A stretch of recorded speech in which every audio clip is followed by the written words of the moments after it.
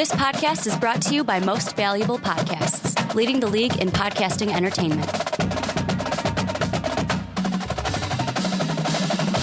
What's up, everybody? Ricky Widmer here, along with the one, the only, Brandon Swanson. Hey. And sometimes, people don't know, this is the only show, first off, welcome into the Primetime Podcast, here on Most Valuable Podcast, where we talk about college football, well, right now, college football, and then we move over into college basketball, but no one knows that this is, one of the only shows where the cadence has to be there for the one, the only, Brandon Swanson. There's a little bit of a cadence there each week that you got to get to, and lately I've been a little fluid with the cadence, but I think I got it on for this week. I think I was pretty good. Brandon, how you doing today? I should ask you that. How you doing? We're recording this a day later than usual. We are. I should be asking you, how are you doing? I'm doing well, but we actually pushed it a day back because the Ricky Widmer was not feeling too well. Yeah, I'm on the upswing. If you guys watched the Rick and Johnny podcast this week, I had mentioned towards the end of it that I kind of wanted to die. That's how I was feeling with the cold that I had. And then yesterday I just said to Brandon, I'm like, hey, can we do it tomorrow? I just want to lay down and take a couple NyQuil and just knock out for the night, which I did. And now I am definitely on the upswing, getting a little bit better. But we got a lot to talk about. A little bit of future stuff, but past stuff also. And a big week in college football last week. And we're just going to start the show right away with, we got to talk about Clemson and Louisville. We talked about them last week. We previewed the matchup coming in. But Brandon, this game was not as close so I thought it was going to be a close game, just like it was last year. Did not think it was going to be a big of a blowout as it was. The Tigers come in, only force one turnover on defense, but win 47-21 against the Louisville Cardinals. And I just want to start out asking the simplest of questions. What did this Clemson win prove? Or what did they prove? What did Clemson prove with the win over Louisville? That's what I'm trying to ask. Well, what I think Clemson proved is that their defense is pretty good. And, when I say that, I think that people will still look and go, well, Lamar Jackson still threw for over 300 yards and had 3 touchdowns. Well, if you look at what Lamar Jackson had done before that, it wasn't that. I mean, it was much more. It was much better than that. And I think that for Clemson to be able to come out and only hold Louisville to 21 points, and all those 21 points came off of just 3 passing touchdowns for Lamar Jackson. And what's even better is look at the rushing totals. Jackson had 17 carries for 64 yards. Malik Williams had 6 carries for 35 yards. And then Reggie Bonifant had 4 carries for 17 yards. That adds up to 27 carries, 116 yards. And the longest run for Lamar Jackson was 30. He had 30, then 16 carries for 34 more yards. They held him down in a way that other teams have not been able to do. That he's been able to run rampant and have his way with other teams. That did not happen with this Clemson Tiger defense. And then for the Clemson Tiger offense, one of the things I talked about last week coming into this game is, were they going to be able to find a running game? What were they going to be able to do? Because Kelly Bryant hadn't been doing a whole lot through the air. They found that running game, Ricky. They found that running game with Kelly Bryant being able to score 2 touchdowns on the ground. Didn't have a whole lot of yards. Didn't need it, though. Had 2 touchdowns. And then they had 2 other guys being able to get into this game and in a big way score some very meaningful touchdowns. And they were able to find the holes in the Louisville defense. Clemson positioned themselves as a very strong team, a team that I will be honest and say I didn't believe that they would necessarily be this year because neither of us believed in them. Because of all of their losses, certainly on the offensive side of the football, but then when you looked at the defensive side of the football, they weren't losing as many people as Michigan, but clearly that hasn't affected Michigan. It was one of those things where it just seemed like Clemson wasn't going to be the same Clemson team, even though they had Dabo at the helm. Didn't seem like Clemson would be the Clemson that we saw in 2015, 2016. Clemson looks like it could be just as good as those 2 teams that we saw in 15, 16. In the offseason, when we did our Clemson preview, we had said defensively, this team should be close to as good as it was last year. They're not going to miss a beat defensively. It was all on the offensive side, mainly because you're losing a first-round draft pick in Deshaun Watson. How do you recover from that? And I know in the Auburn game, watching the Auburn game in week 2, I kind of had my questions about Clemson. I know Kelly Bryant took a big hit, had to come out, but still came back in. They get the win over Auburn, who hasn't looked good since that loss. And in this game, there was 2 things that stuck out to me. Number 1 was the one thing that we mentioned last week. Who's going to run the ball for this Clemson team? They had Anteni with 98 yards and a touchdown. They also had Fester on 92 yards. If those 2 guys can get 90-plus yards a game on a total of 16 carries, they should be fine, averaging 16.3 and 9.2 yards per attempt on average. The second thing that I noticed from this game was that the only reason why last year was close, the 3 interceptions from Deshaun Watson.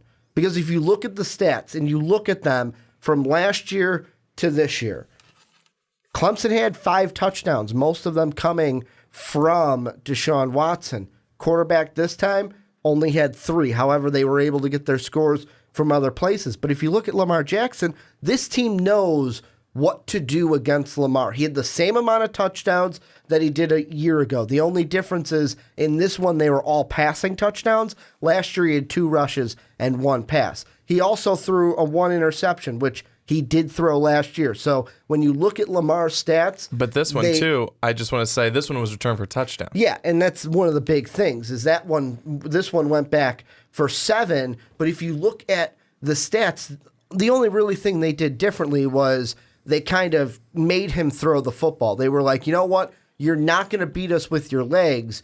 You're going to beat us with your arm. And if you do that with Lamar Jackson, obviously throwing the ball is not his strong point. Running the ball and using the throw and the run in tandem is when he really gets a groove on. But really, I mean, Kelly Bryant, the big thing that I looked from him, didn't turn over the football. It is the one thing that he did way better in this game that Deshaun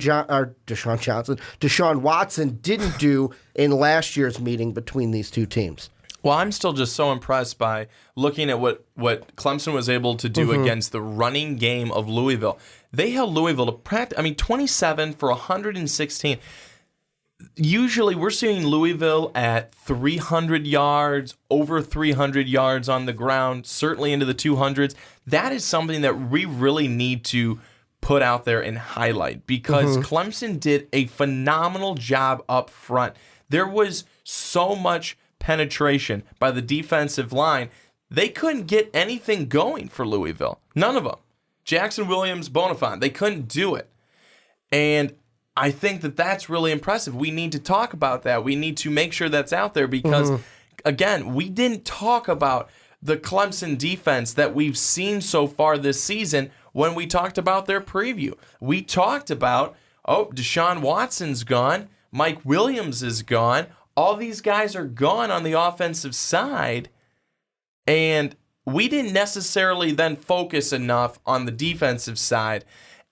And clearly, they're making a statement towards, yes, we should have. So I think that that's great for Clemson. If they keep this defense up going forward, and if they're able to get more of the same from the running game that they got on Saturday, that's going to be really impressive. And Kelly Bryant, too. He only throws for 316 yards and a touchdown, but the biggest thing, no turnovers, no interceptions. That's how this game was won.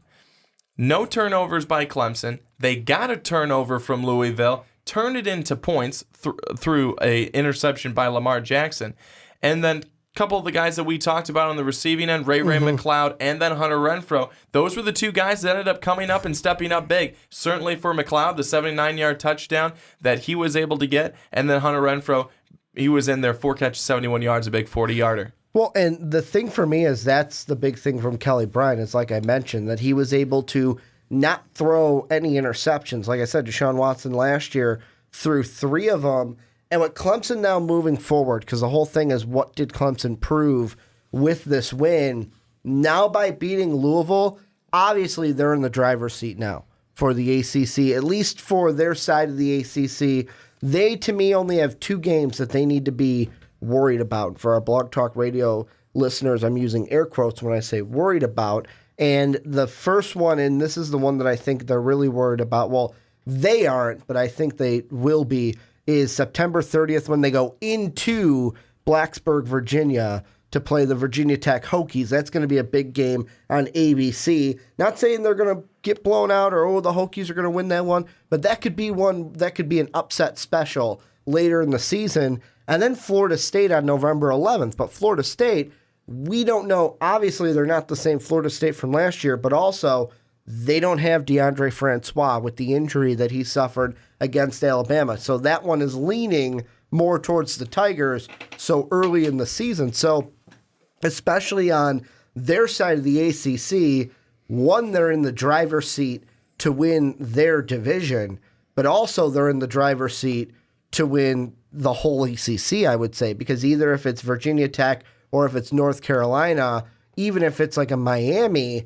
I think that most people would pick Clemson over whoever comes out. But the thing I want to ask you, Brandon, I want to ask you this question because of what happened in the rankings after this game. This game happens. The Clemson Tigers are now number 2 in the AP Top 25.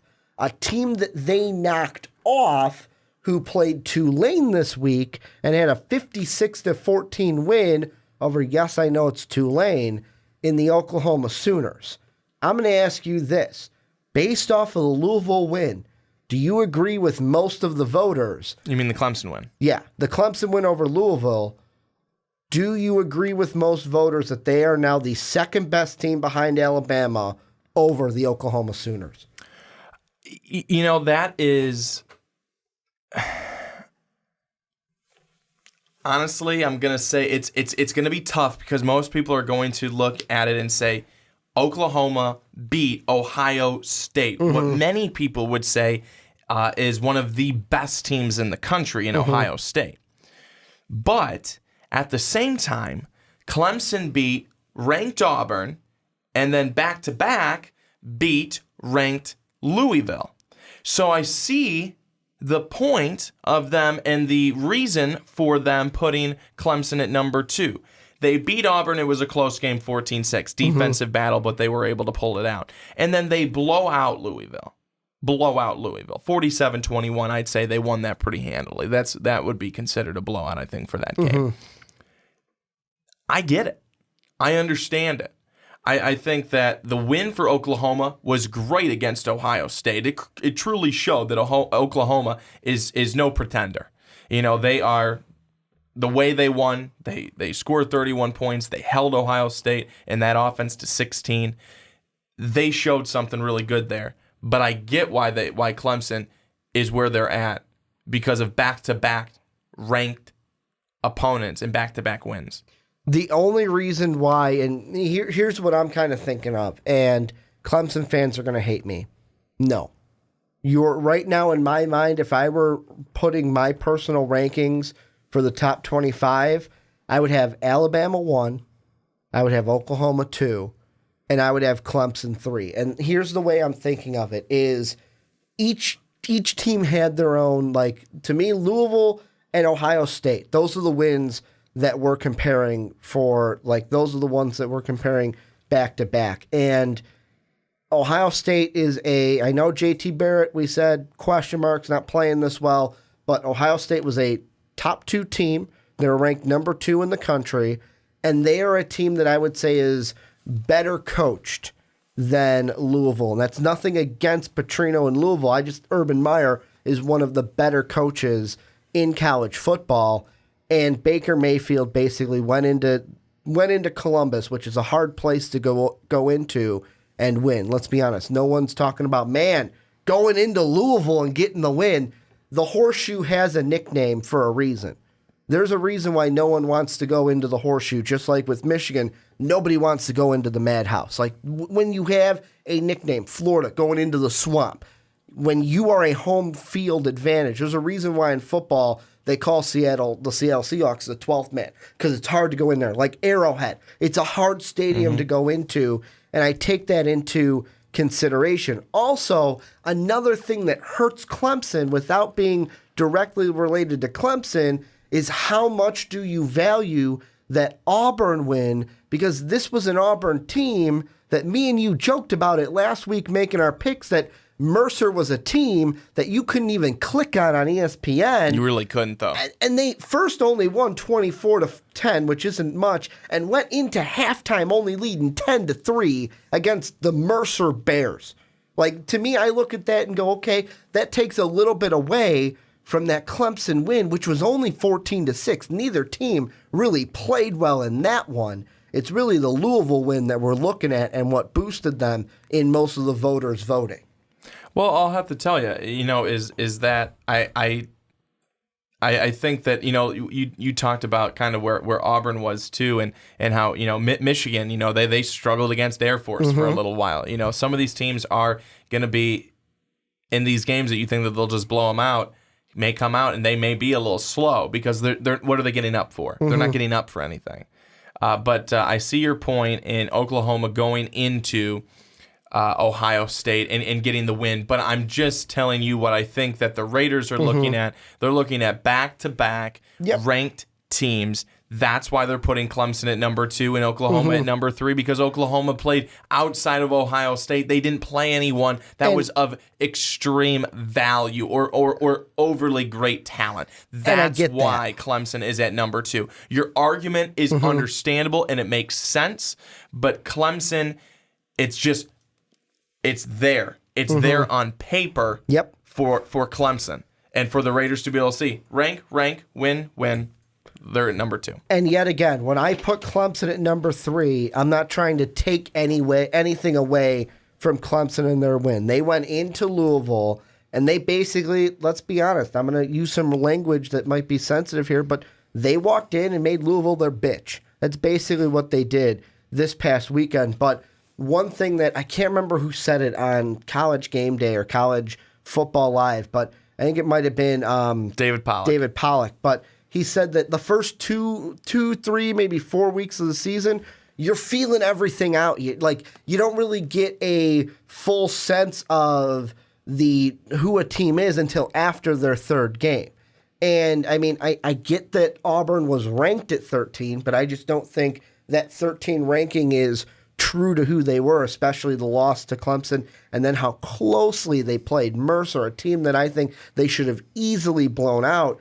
Whereas Oklahoma, they beat Ohio State 31-16, which to me is a handily win. Then they win their other games without question, 56-7, 56-14. And I know what you're saying, Ricky. It's UTEP and Tulane. They should easily score 56 points each against those two opponents. But the thing is, Oklahoma hasn't had any doubt. They haven't had any doubt yet this season after 3 games. I know it has a long way to go. They still got to play TCU. They still got to play Oklahoma State. Hell, they even got to play Texas, who took USC, the great USC that we're going to talk about later in the show. They took them to overtime. So I know there's a long year, but at this point, I kind of feel like by putting Clemson 1 over Louisville this early in the year, you're kind of slapping Oklahoma in the face. And yet again, they might want that because, as Baker Mayfield has said, after that Ohio State win, that he's like, yeah, but 80% of people said that we were going to lose this game and blah, blah, blah, blah, blah, and we like being the underdog and tell us we can't do it, we'll prove you wrong. Maybe this will kind of feed into everything, and hey, maybe we may get an Oklahoma-Clemson rematch in the playoff, and this year Baker Mayfield gets his revenge. Not like the last time they met 2 years ago and Clemson wiped them all over the Orange Bowl. Well, Ricky, let me tell you this right now.